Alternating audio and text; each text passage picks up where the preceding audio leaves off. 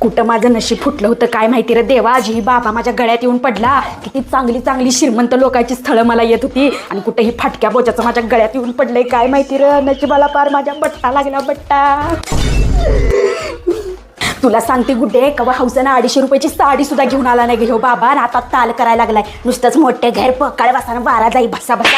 अगं तू पोटात असताना ह्याला म्हणलं मला वल्ली भेळ खाऊ वाटायला लागल्या. येताना तेवढी वल्ली भेळ घेऊन यावं म्हणताना ही फाटक्या केशाचा बाबा माझ्यासाठी नुसतं चिरमुरं घेऊन आलाय. बोल आता मला म्हणतोय पाण्यात साखर आणि चिरमुरं टाक कालवण खा चांगलं लागतं या.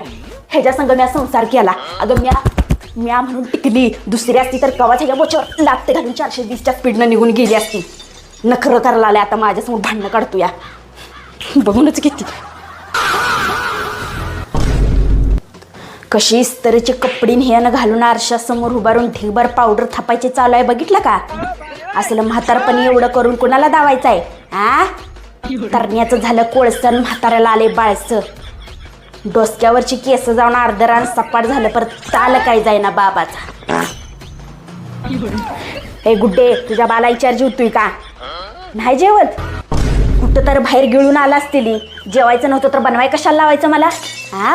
रोज बाहेरच खाऊन या म्हणाव. मी काही तर मुकडी बसली नाही नोकरानी बनवून सगळ्यांची रोज उठून इथं करत बसायला. तुझ्या बाला सांग बोलायचं नाही म्हणाव माझ्या. सॉरी काय सॉरी.